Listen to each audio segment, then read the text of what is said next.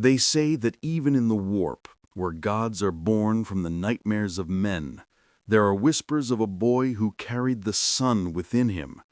His laughter once lit worlds, his will once defied extinction. But in this place, where hope is a heresy and love feeds demons, even the brightest flame must face its shadow.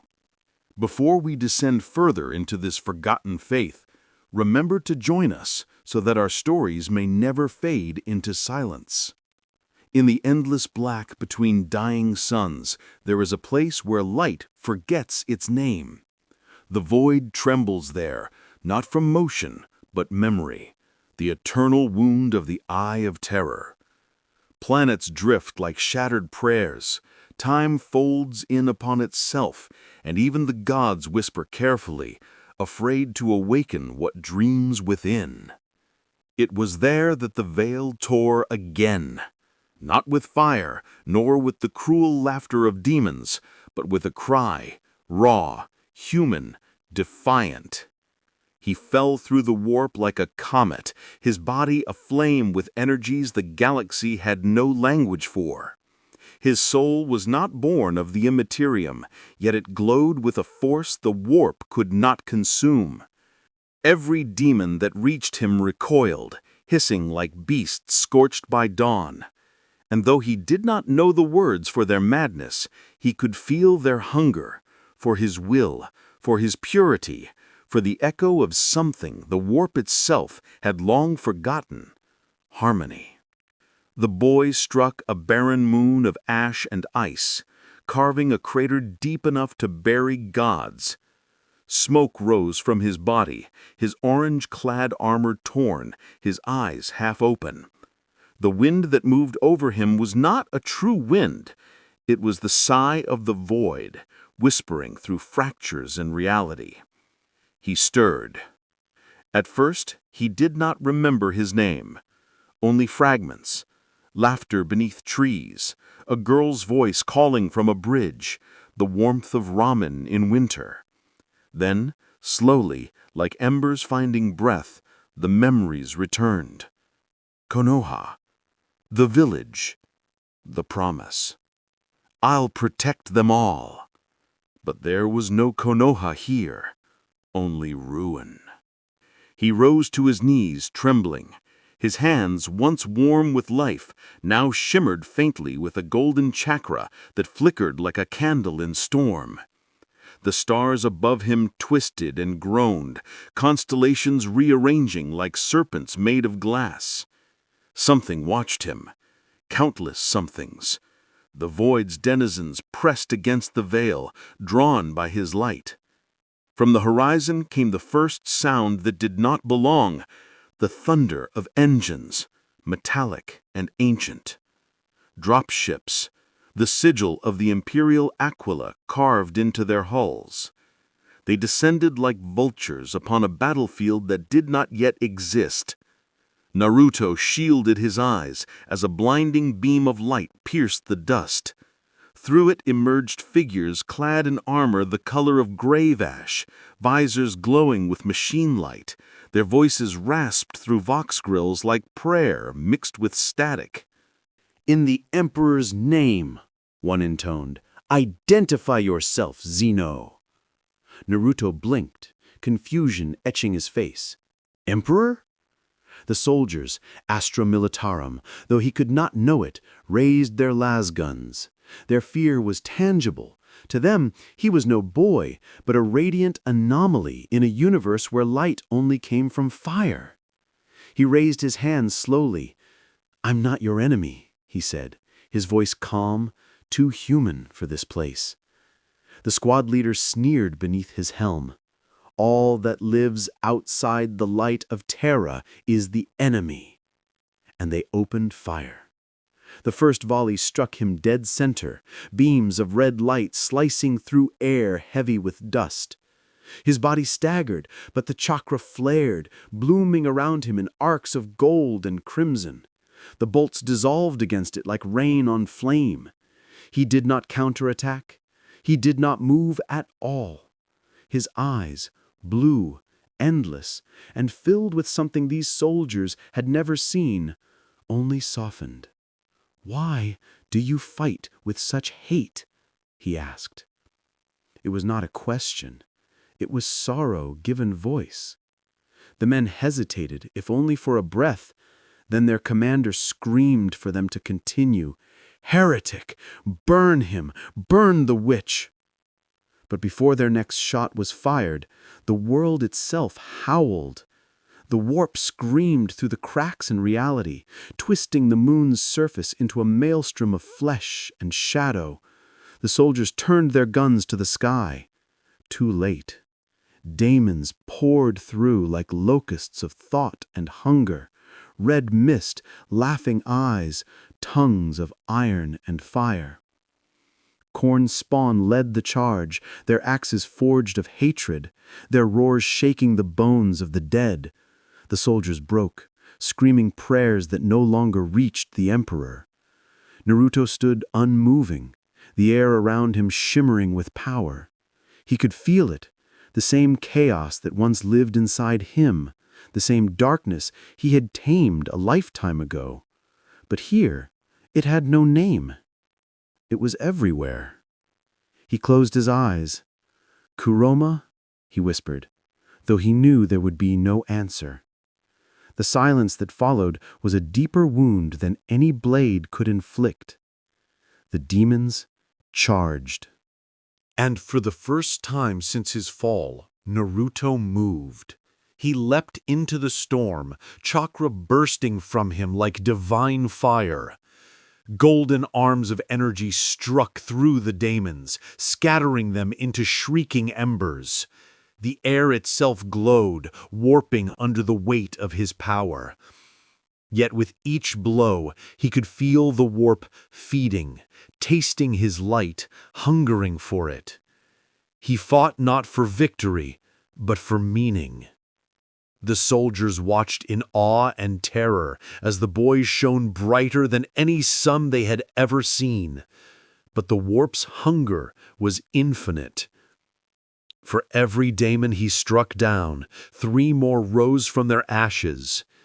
He looked to the horizon and saw a vessel descending, larger than cities, its hull carved with prayers and sigils of faith, a Mechanicus fleet. Red-robed silhouettes gathered along its ramparts, chanting binary hymns to the Omnisia. Naruto's knees buckled as exhaustion overtook him. The daemons vanished as the ship's wards ignited, holy machine fire burning the air. The last thing he saw before collapsing was a man of iron and faith leaning over him, eyes replaced by glowing optics, voice cold as the void. "Subject acquired," the tech priest murmured through his vox grill. "Initiate containment protocol. Praise the machine god."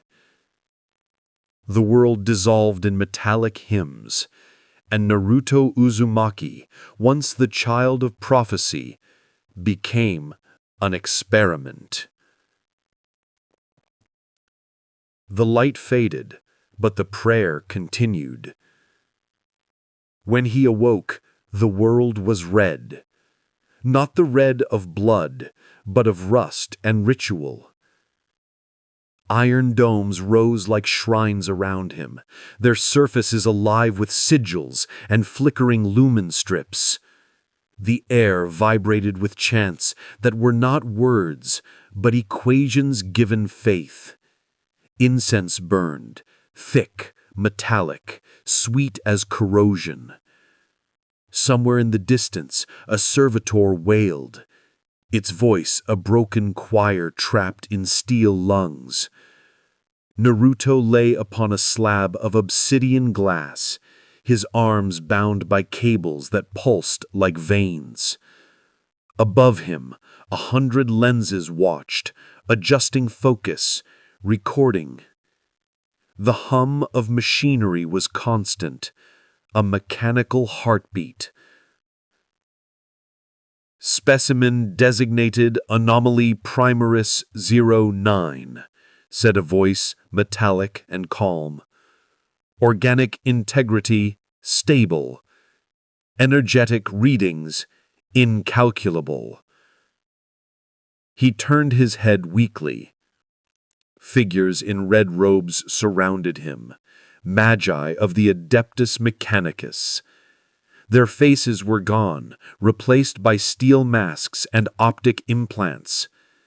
Their prayers were data streams. Their faith was circuitry. "What is this place?" he asked. A robed priest turned, his voxgrill whispering static. "You are within the Manufactorum Sanctus. You have been recovered from the perimeter of the Eye of Terror.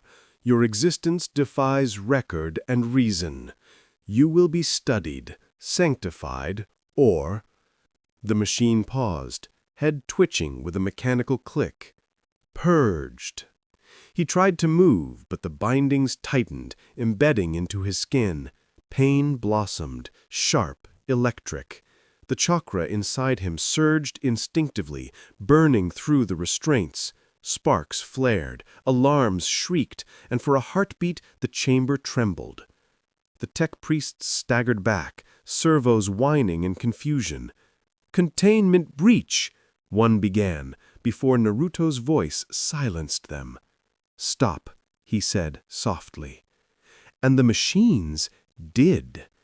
Every servo, every piston, every whirring drone froze mid-motion. Even the lumen lights dimmed, as if bowing to something older than code.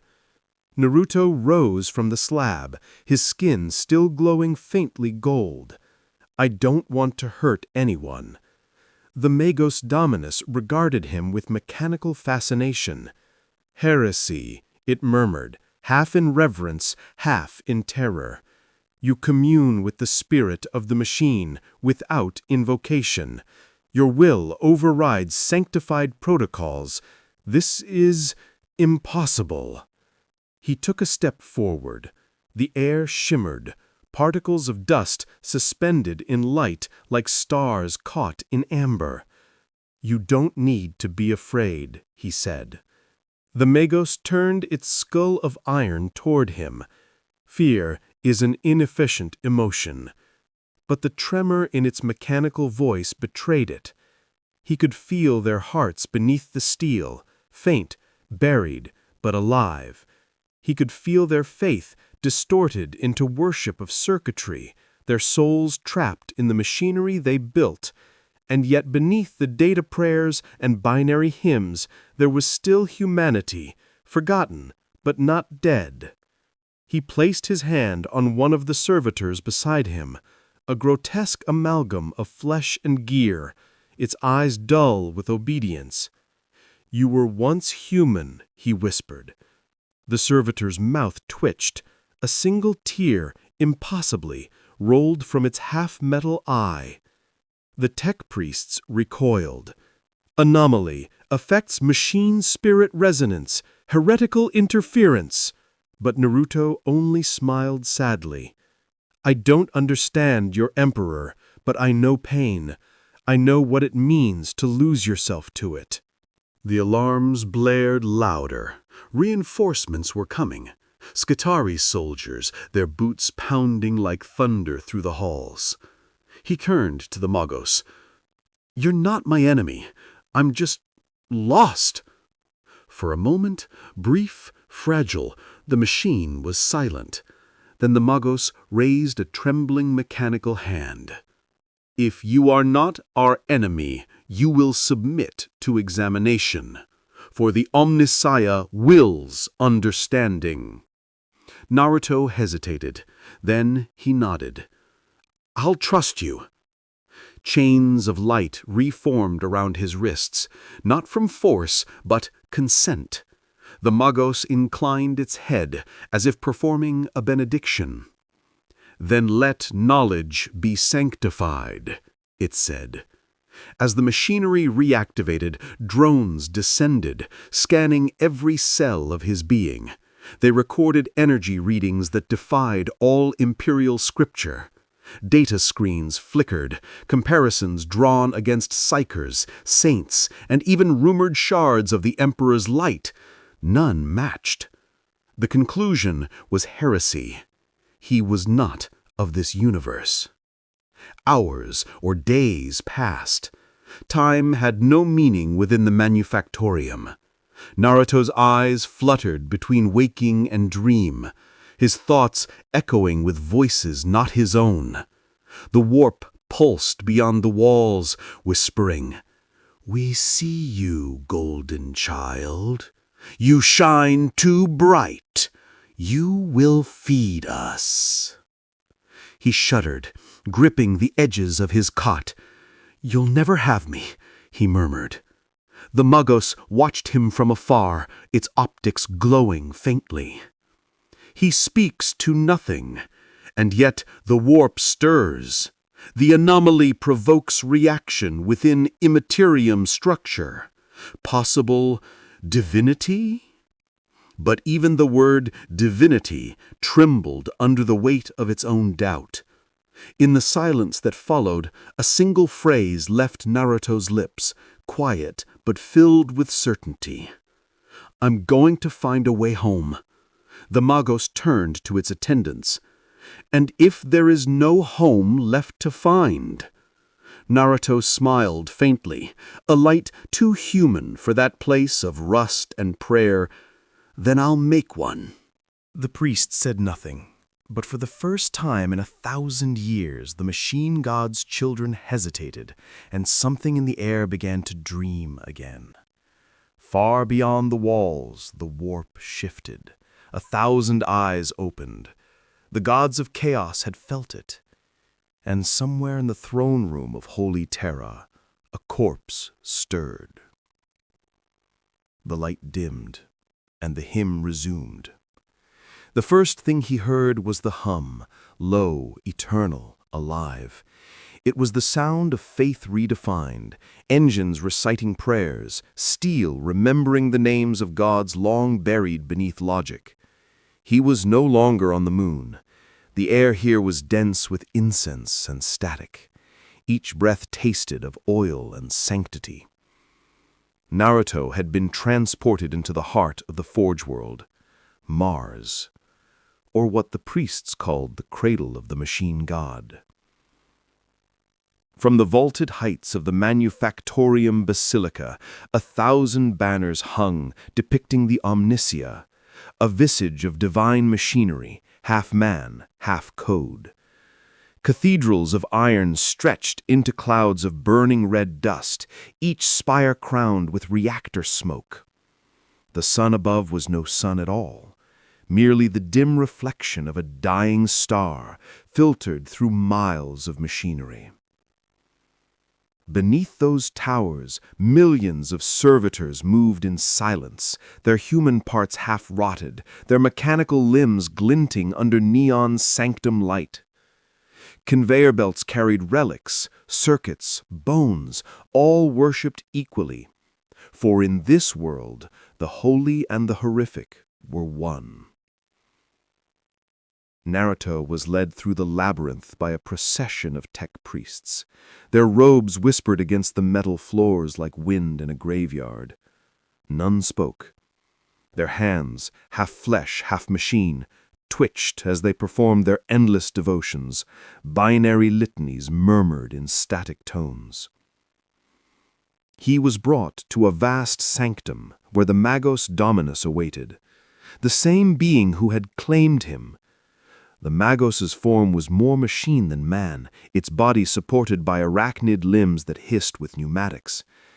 Its head was an altar of lenses, cables feeding directly into the cathedral walls. When it spoke, the air vibrated. "You exist outside the index of humanity. No gene seed, no origin, no record. Yet your body emits constant psychoreactive flux. Your blood hums with divinity. This is not science. This is blasphemy." Naruto looked up at the towering figure. Maybe I don't belong in your world, but I'm still human." "Humanity," the Magos replied, "is a term without precision." The chamber lights dimmed. From the floor, mechanical arms rose, their tips adorned with scanners and syringes glowing with sanctified green. "We must understand you," the priest continued, "not for cruelty, for truth. The Omnissiah wills that no mystery remain unmeasured." Naruto did not resist. As the instruments surrounded him, he felt the cold bite of steel pierce his skin. Data streamed through the cables into the walls, patterns no machine could parse. The readings broke logic itself. His chakra, once born of nature and balance, fused with the warp's energy, singing in frequencies that neither side had ever heard. The Magos trembled, a glitch in its holy programming. "Impossible," it whispered. "This energy, it converts entropy into order. It rejects decay. It sanctifies flesh." A servitor standing nearby convulsed. Sparks danced along its rusted spine as dormant neurons ignited. For the briefest instant, its human eyes glowed, alive again. The tech priests recoiled. "The machine spirit, reborn?" one stammered. Naruto watched the servitor breathe, struggling against its restraints. He moved closer, ignoring the warnings. "It remembers," he said softly. "It wants to live." He placed a hand on its brow. The chakra flowed, gentle, golden, endless. The servitor gasped, and then, against all laws of Mechanicus theology, it spoke. "I was Thomas." Every servo in the chamber froze. The Magos' lenses dilated in shock. Blasphemy. The tech priests moved as one, chanting emergency rites to contain the heresy. "Purge the anomaly! Isolate the machine spirit! Sanctify the chamber!" But before they could act, Naruto stepped back, his voice quiet yet unyielding. "You call it heresy to remember your own heart?" The Magos turned its metallic skull toward him. "The heart is weak. The machine is eternal." Naruto shook his head. "The machine is just another kind of body. You built it to last, but forgot to live." The words struck like lightning. For a moment, the great Mechanicus Dominus did not respond. The red glow of its optics dimmed, as if it were thinking. Then, from deep within the sanctum, a new sound arose, the shuddering groan of titanic gears, ancient as the stars. The floor trembled. Massive doors of bronze and faith split apart, revealing a colosseum of machinery and relics. The Magos' voice was softer now. "If you are truth," it said, "then the forge shall decide." The priests withdrew, forming a circle of rusted faith around him. Sparks rained from the ceiling. In the center, a massive construct stirred, half machine, half daemon, a forgotten relic of the Horus heresy, sealed for 10,000 years. Its eyes ignited like dying suns. Naruto took one breath, then another. The air tasted of ozone and old sorrow. He stepped forward, the light gathering at his palms, golden, infinite, fragile. As the daemon engine roared to life, the Magos whispered a prayer. "May the Omnissia witness the truth of flesh."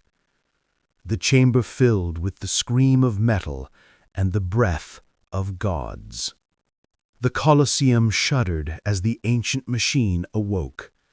chains thick as ship masts strained and cracked, their links glowing from the pressure of motion long denied. The sound was unbearable, the grinding of sacred rust, the mourning of metal remembering its first death. The priests fell to their knees, their mechanical limbs splayed in reverence and fear. The creature that emerged from the shadows was a titan of blasphemy. Its form was built from 1,000 corpses of machines bound together by cables of living sinew. Demonic glyphs pulsed across its armor like veins of fire, each rune whispering a fragment of madness. Where its face should have been, a mask of black iron bore the 8-pointed star, the mark of chaos undivided. It spoke in a voice like breaking worlds. Another godling, another lie of light come to die. The air trembled around it. The heat alone could have melted ceramite. Naruto stood his ground, hair lifting in the rising wind. The golden energy began to bloom from his skin, slow at first, then faster, a gentle pulse, becoming a storm. The Magus Dominus, half hidden behind layers of shielding, watched through trembling optics. "Commence trial of sanctity," the priest murmured, his tone both reverent and afraid. "May the machine reveal the true form of this intruder." The daemon engine lunged, a blur of rust and hatred.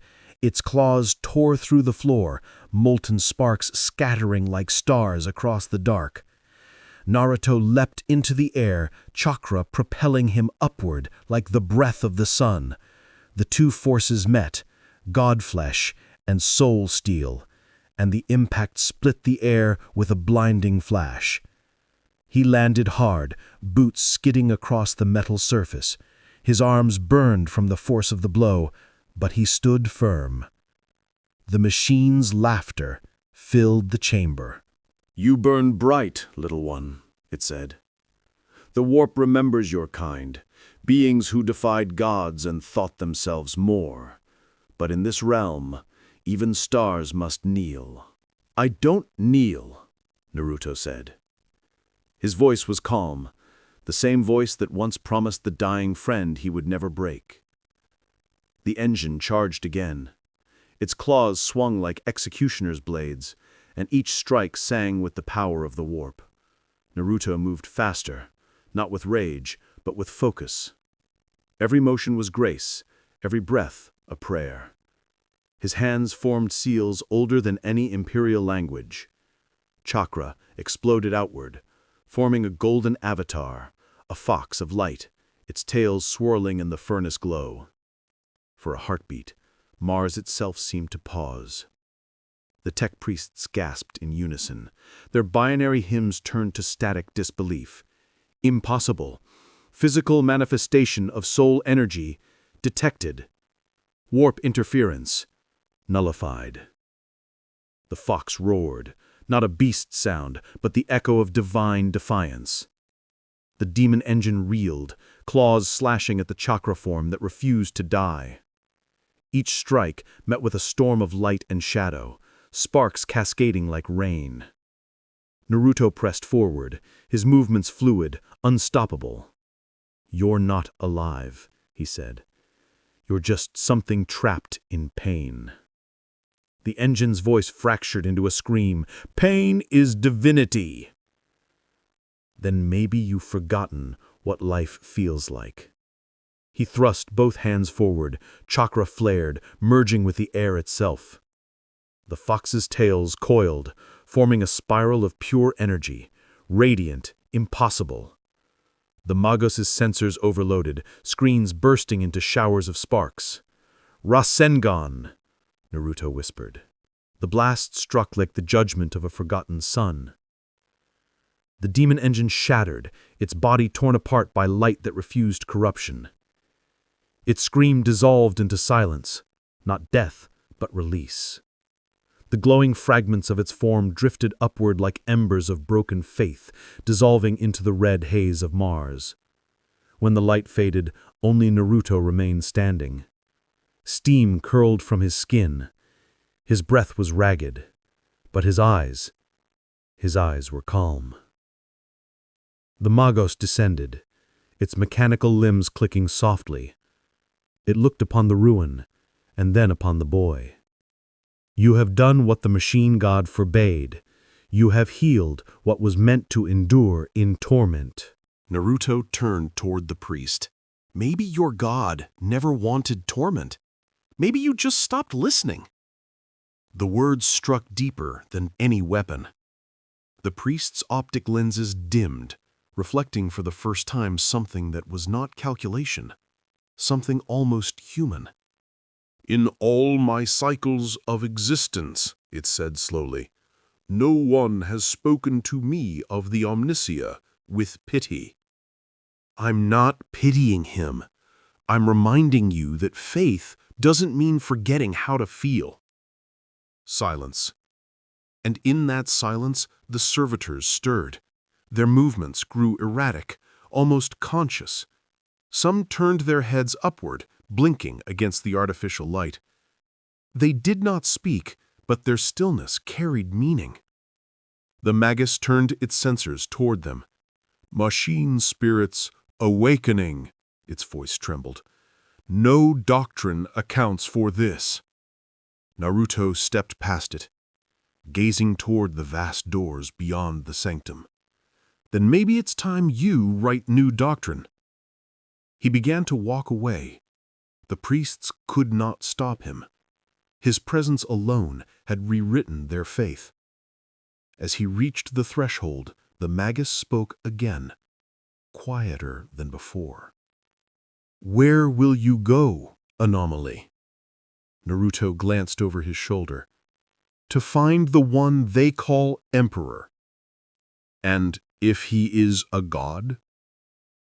"Then I'll talk to him, like a man," he said simply.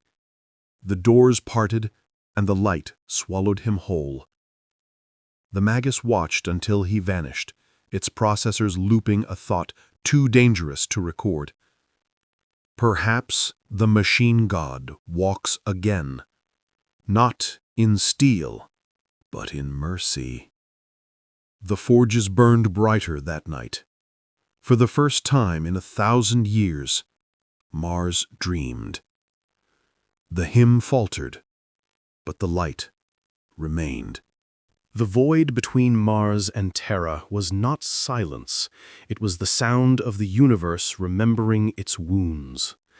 Ancient ships drifted like ossified whales, their hulls carved with prayers that no longer had meaning.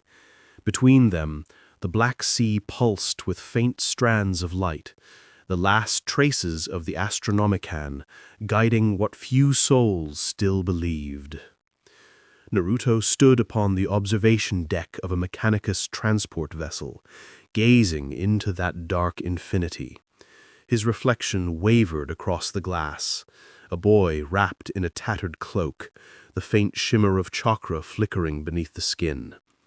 Behind him, the Magos Dominus had sent him with escorts, not as prisoner nor guest, but something between myth and experiment. The ship's engines chanted machine litanies, burning promethium and faith in equal measure. The tech priests maintained their rites with trembling devotion, for they carried within their hold something that defied the logic of both man and God. He watched as the faint blue of Terra emerged through the haze, the cradle of mankind, now wrapped in iron and sorrow. He could feel the hum of 1,000,000,000 prayers vibrating through the warp, all directed toward one name: the Emperor. The moment his thoughts touched that name, the warp stirred. He felt it in his bones, a heat, ancient and mournful, like sunlight breaking through a dying storm. The presence was vast, immeasurable, but wounded. It stretched across reality like a dying heartbeat, its echoes reverberating through every human soul. Naruto fell to his knees, clutching his chest. Images surged through his mind, a man of gold bound to a throne of agony, angels made of metal and sorrow kneeling in eternal vigil, oceans of blood flowing beneath cathedrals of silence. He gasped, the air leaving him in broken shivers. "He's suffering!" The Magos accompanying him tilted its head. "You perceive the throne's signal?" Naruto nodded weakly. "It's not a signal, it's pain." The tech priest recorded the phrase, but did not reply. Pain was not a concept the Mechanicus measured, it was simply another input. As Terra grew closer, the warp around the ship convulsed. For an instant he felt eyes upon him, vast, inhuman, and yet hauntingly familiar. They did not belong to daemons this time. They were human, countless, desperate. Every soul on Terra, every believer was looking upward, their collective faith forming a storm in the immaterium. And beneath it all, something deeper, the faint whisper of a voice that was neither divine nor mortal. "You should not have come here, child of another dawn." Naruto opened his eyes, heart pounding. The voice was gone, but he knew it was not a hallucination. The Emperor had spoken. The ship pierced the orbital haze, descending through endless layers of dust and fire. The sight of Terra took his breath, not with beauty, but with tragedy. The once blue world was now an iron tomb, its surface drowned beneath Gothic fortresses, citadels of war, and oceans of smoke. Cities stretched across continents, their towers impaled upon the bones of ancient gods. He saw pilgrims crawling across bridges of glass, their skin cracked from radiation, their lips bleeding prayers. Above them, banners of the imperial Aquila fluttered like wings of judgment. When the ship landed, he was taken through streets that were not streets, but catacombs of faith, avenues carved through the dead. The custodes awaited. They stood like statues of living gold, their armor brighter than any sun, each one carrying within him the silence of 10,000 victories. When they turned their gaze upon him, he felt it like a blade across the soul. The Magos knelt. "By decree of Mars and the omniscious will, we present Anomaly Primaris 09 to the guardians of the throne." One of the custodes stepped forward, his voice a measured storm. "You bring a soul touched by the warp to holy Terra. You risk blasphemy beyond measure." Naruto met his gaze. "I came here because he's dying." The silence that followed was immense. Even the air seemed to hesitate. The custodes tilted his head. "You speak of the Emperor." Naruto nodded. "He's still alive, but every prayer you whisper keeps him in pain." For the first time in centuries, the custodes hesitated. Their hands moved toward their spears, yet not one advanced. Something in his voice disarmed them, not defiance, not arrogance, but empathy, the kind that had no place on this world. "The Emperor endures by sacrifice. His pain is our salvation." "No," Naruto whispered. "Your salvation is your prison." The Magos flinched as if struck by lightning. The air thickened with restrained fury.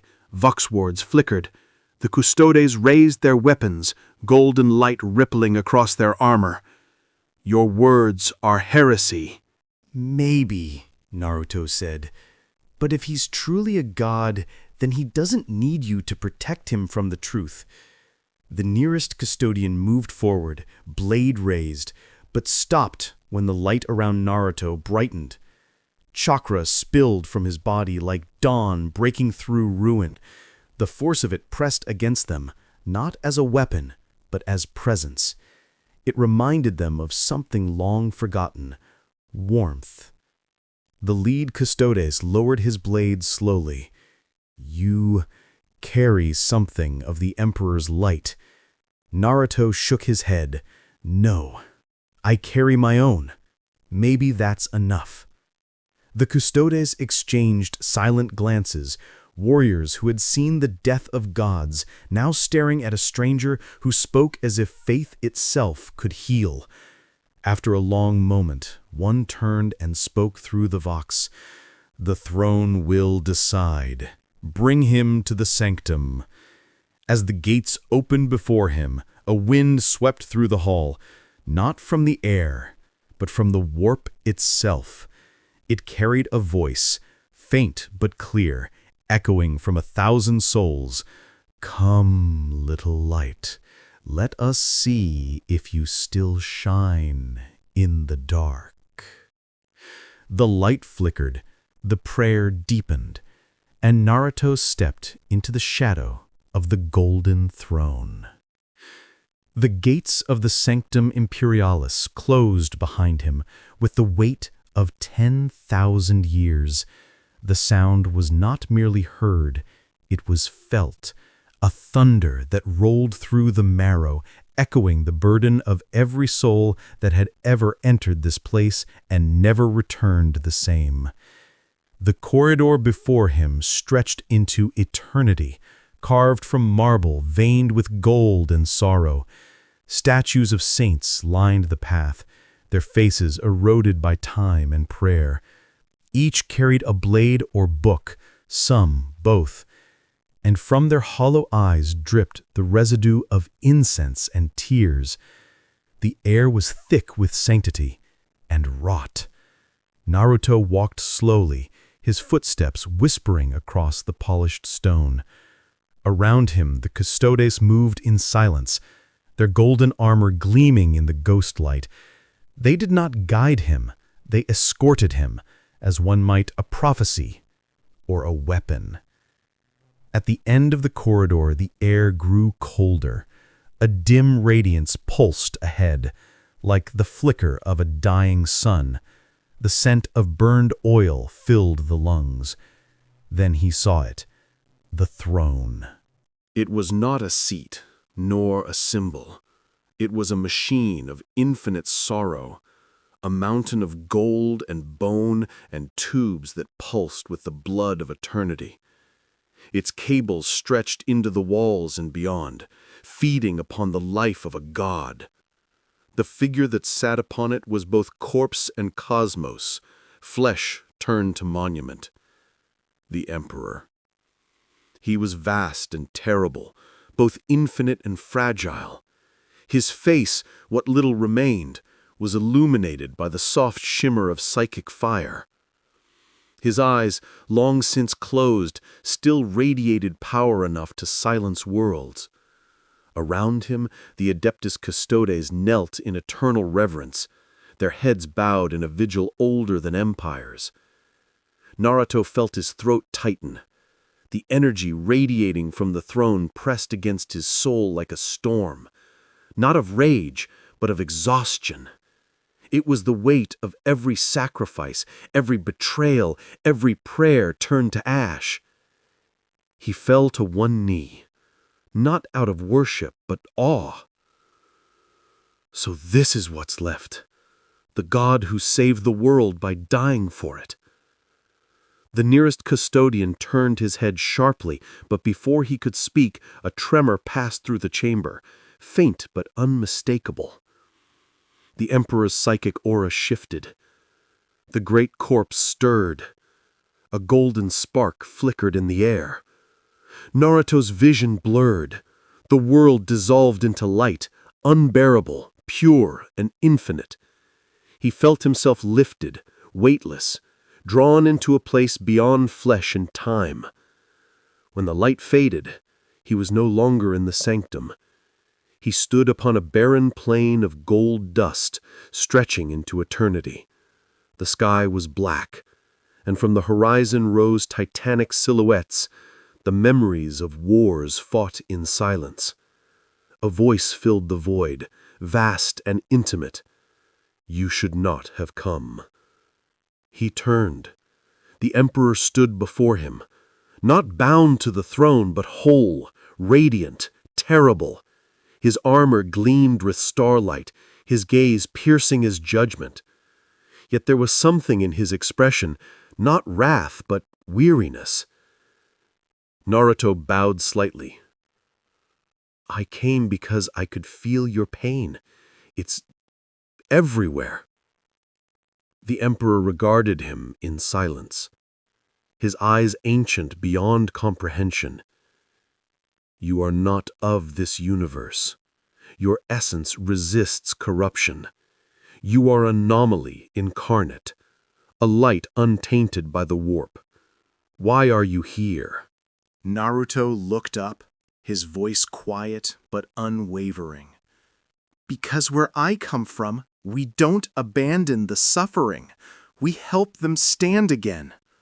For the first time in 10 millennia, the emperor smiled, not with warmth, but with sorrow. You believe mercy can heal gods? I believe mercy is the only thing that ever could. The emperor stepped closer, the ground trembling beneath his feet.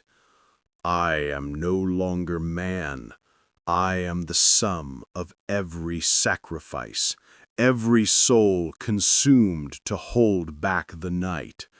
I am function, not faith. Naruto shook his head. No, you're still human. You're still fighting.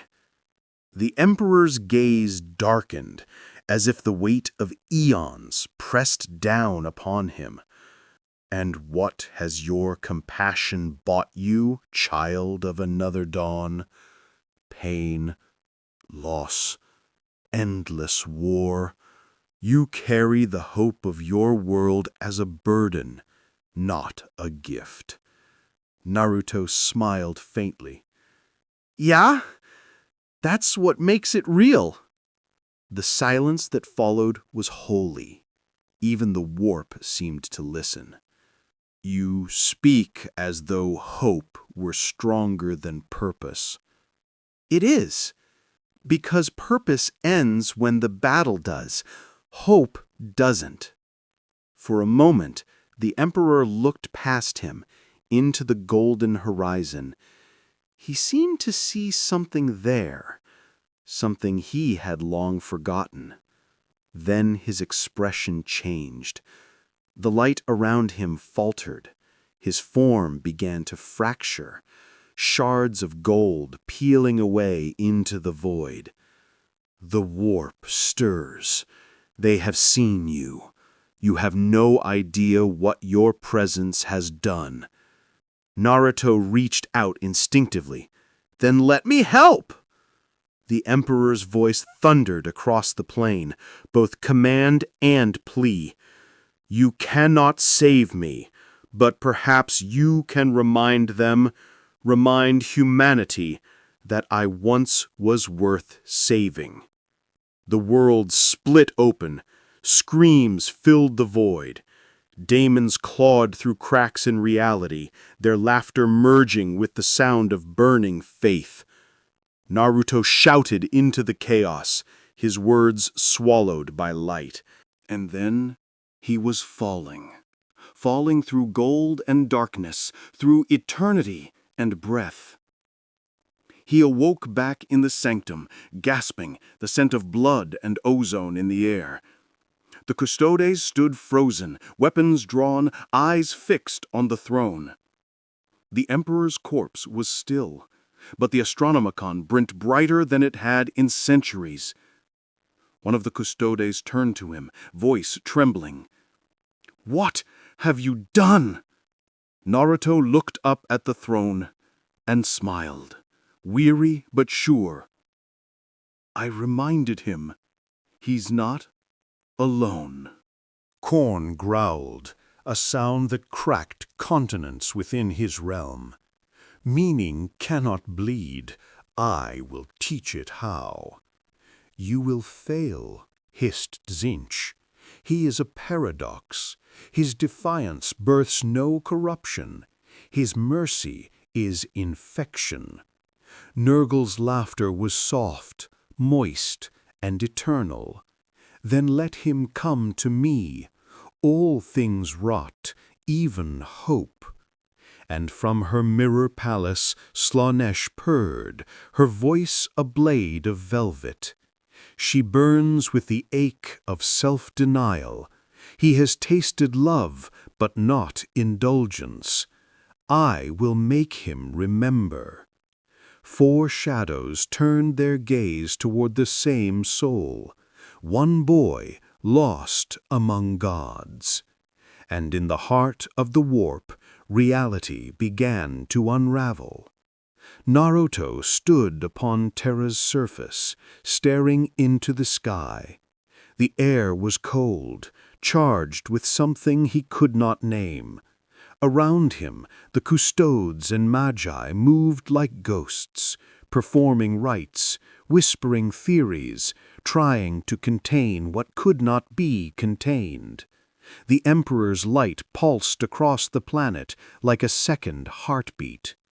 He could feel it now, the tension. The universe was holding its breath. And then the world screamed. The sky split, not with fire or meteor, but with thought. The warp tore through reality like 1,000 eyes opening at once. He fell to his knees as voices cascaded into his mind, endless, shifting, cruelly intimate. Why do you fight, little light? What god do you serve? Whose pain do you crave to mend?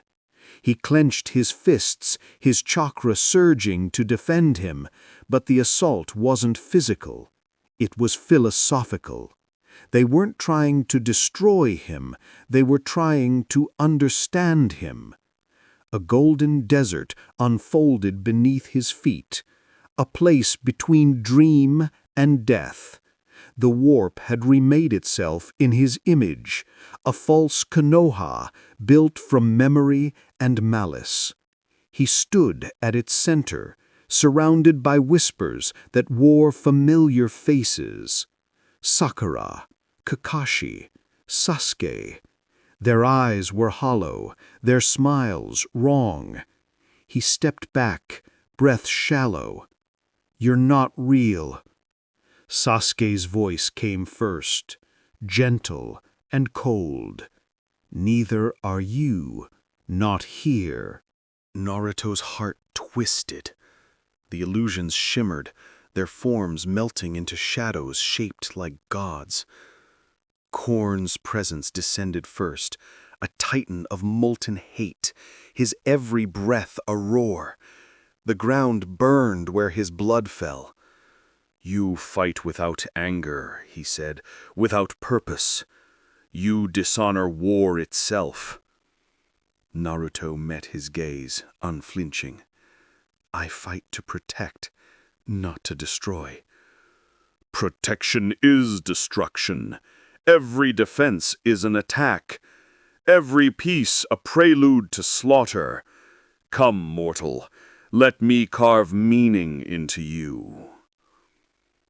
The sky shook as a river of molten blood surged toward him. Naruto's chakra flared, splitting the torrent in two. His golden aura met the crimson tide, not with rage, but balance. The blood boiled, evaporating into light. Korn staggered back, not from pain, but disbelief. "You reject my truth?" Naruto's voice was quiet. "I don't reject it. I forgive it." The war god's roar shook the dream to its core, and then he was gone, dissolved by mercy. But mercy invited others. The air grew heavy, thick with the stench of decay. Nurgle appeared next, vast and patient, his bloated form dripping rot that sprouted flowers as it fell. His smile was terrible and kind. "Oh, sweet child," he said, voice like mud, "why struggle so? All things end in my garden. Let me take your pain. Let me make you rest." Naruto looked up at the god of decay. His eyes softened, and for a moment he felt pity.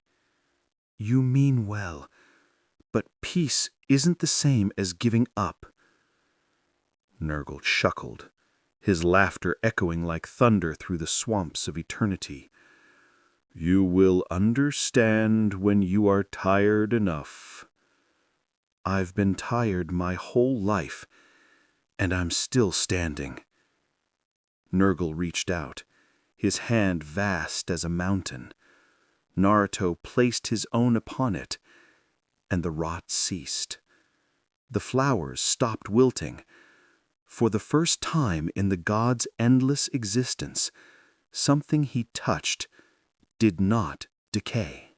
He withdrew his hand slowly, as if unsure whether he still understood his own nature. "Curious," he murmured. "You do not deny death. You make it gentle." Naruto smiled faintly. "Maybe that's all any of us can do." The dream trembled again.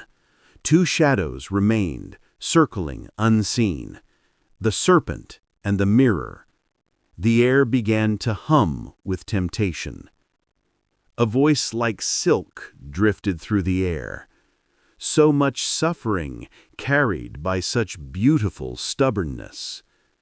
Slanesh stepped from the light, her form shifting between all that was desired and all that was feared. "You offer mercy, but deny yourself joy. Let me show you what love feels like when it doesn't hurt." Naruto's pulse faltered. Her presence was intoxicating, the embodiment of every moment he had ever longed to be understood. For a heartbeat, he almost believed her. But then he remembered the faces of those who had believed her before. He lowered his gaze. Real love doesn't need to seduce. It stays. The goddess smiled sadly, as if disappointed by his purity. "Then you are beyond even my appetite." She leaned close, her breath colder than the void. "But every purity ends in corruption, little flame. Even you." Her laughter dissolved into the horizon, leaving only the echo of her promise. The world darkened. The last god had yet to come. Naruto steadied his breath. His chakra flickered, dimmed, then steadied again. Around him, the illusion of Konoha faded, replaced by a shifting labyrinth of eyes and fire. Tsinch, the god of change, and his voice came not from one place, but from everywhere at once. "Tell me, boy of hope, what happens when even your faith changes shape?" The question hung like a sword above his soul. The light dimmed, the prayer broke, and the battle for his spirit began. The sky was no longer a sky. It was thought given motion, memory given form. Symbols flickered in the air, shifting geometries, runes that lived and died in the same heartbeat. Every breath Naruto took became a ripple through reality, and each ripple came back sharper, hungrier. At the heart of that endless flux, the god of change awaited him. Tsinch did not stand nor move. He became. His body was a tapestry of wings and fire, eyes that opened into galaxies, mouths that whispered logic undone. He was not one creature, but all possible versions of himself, changing faster than comprehension. "You fascinate me," he said, his voice an orchestra of mockery and wonder. "A mortal whose faith is not borrowed from gods, whose soul creates meaning without a source. Do you know what you are?" Naruto stood in the storm, his cloak fluttering, his chakra faintly illuminating the impossible landscape. "I'm me," he said simply. Tsinch laughed, like glass breaking in reverse. "No one is merely themselves. You are contradiction incarnate. You carry the structure of destiny within you, but refuse to follow it. You are the Emperor's unspoken mirror, everything he was before he chained himself to the idea of divinity." The god's wings spread across the horizon. Each feather was an equation, a prophecy, a lie. "And that, little flame, makes you dangerous." "I'm not here to be dangerous. I'm here because people are hurting. You feed on that. I heal it." "Ah," Tsinch said, his countless eyes narrowing. "But what if pain is what keeps the universe alive? What if the moment everyone is healed, everything stops changing, and I die?" Naruto hesitated. The question struck him in the heart, not as cruelty, but as a challenge. He could feel the truth hidden beneath it. Growth was born from struggle. Even he, once a child of rejection, had been forged through suffering. "I don't want a world without pain," he said slowly. "I want one where it means something." Tsinch stilled. For a heartbeat, all of his forms froze, the god of change, silent because a mortal had named him in a way no priest ever had. "Meaning," Tsinch whispered, and the words seemed to wound him. "The one law I can never control." He began to unravel, colors dissolving into static light, but his laughter remained, soft and poisonous. "Remember this, mortal. The warp does not destroy what it understands. It destroys what it cannot comprehend. And you, child, have made yourself incomprehensible." Naruto fell through layers of color and chaos, through visions of galaxies burning and rebuilding. He landed hard on solid ground, a world of black glass under a red sky. The air burned with residual echoes of his battle, the last fragments of the gods' voices fading into the storm. He lay there for a moment, breathing, every nerve on fire. The chakra within him pulsed unsteadily, not from exhaustion, but from transformation. The warp had touched him, tested him, and failed to corrupt him. But its touch remained, coiled deep within his being, like an echo that would never fade.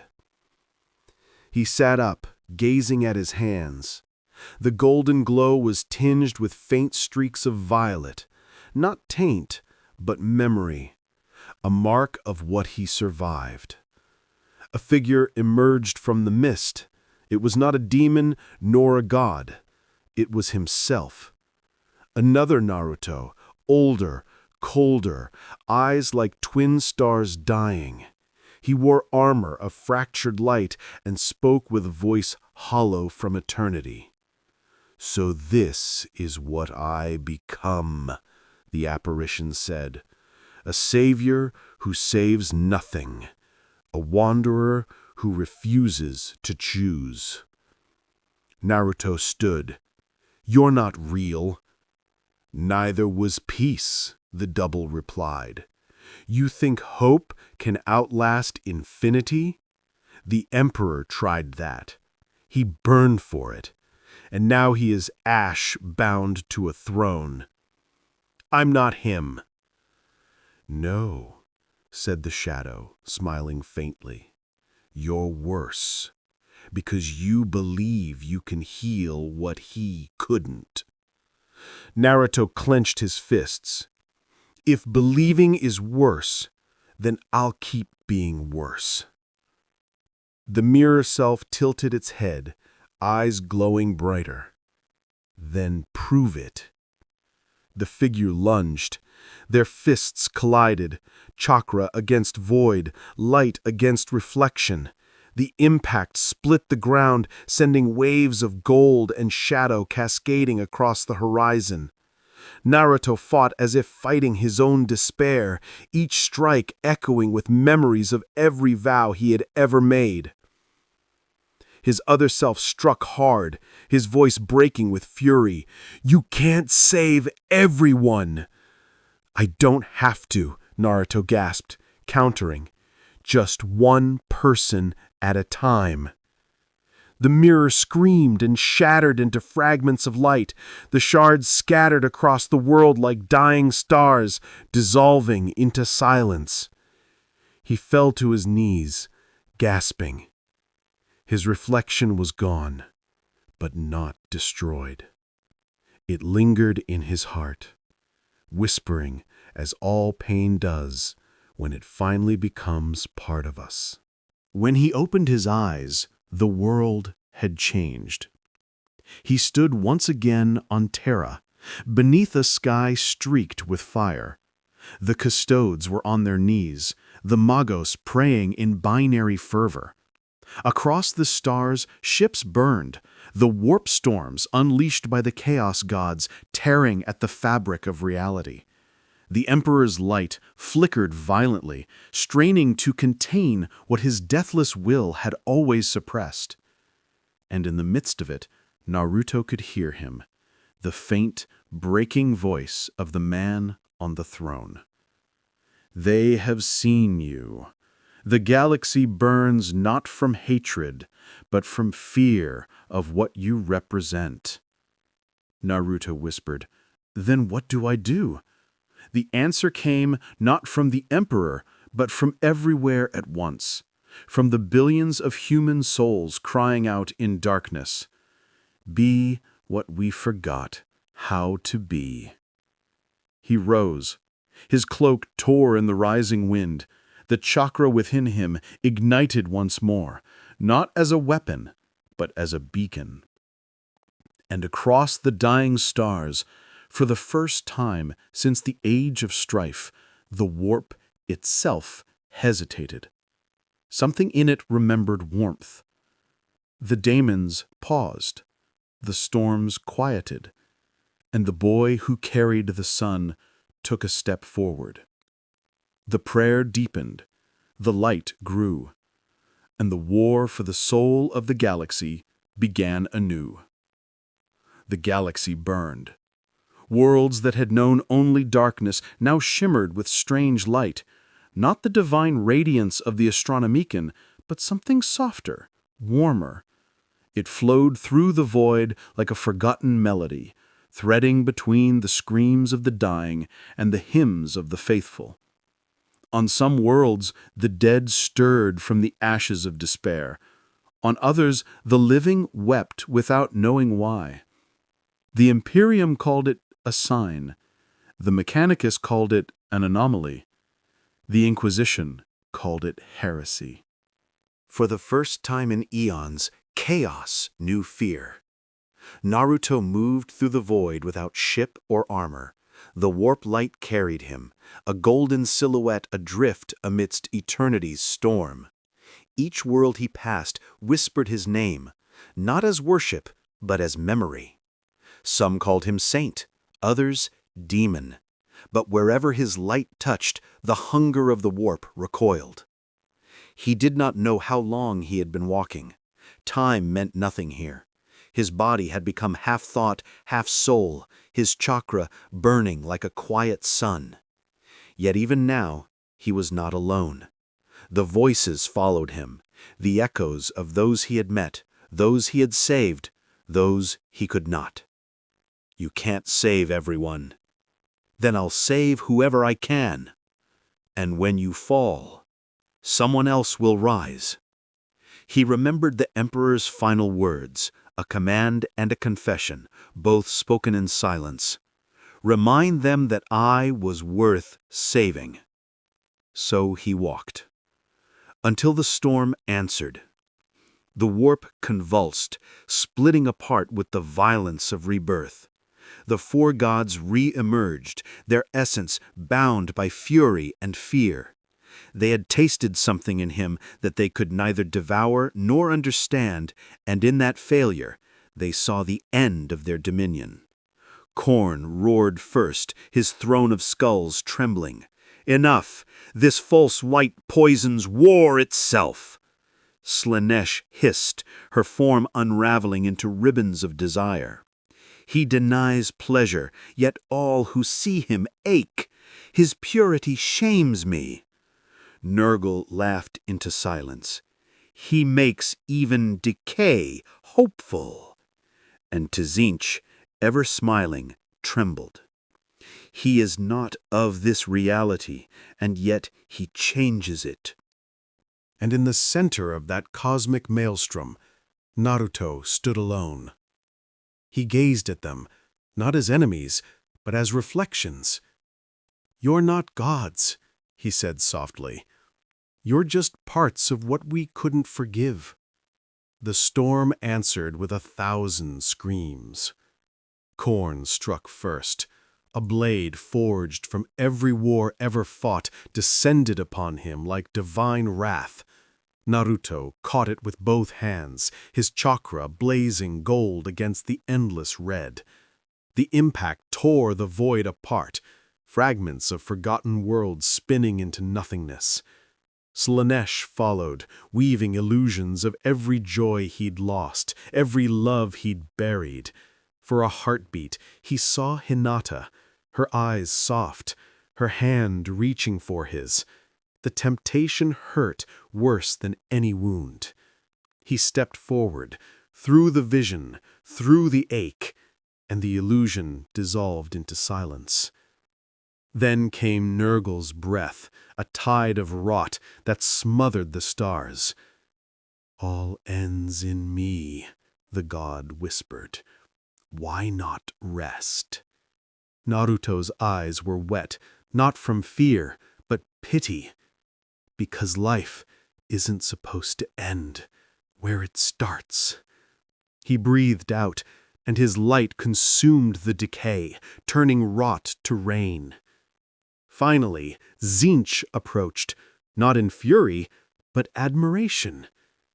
"You've changed everything," he said. "You've proven that faith can exist without worship, and hope can defy eternity.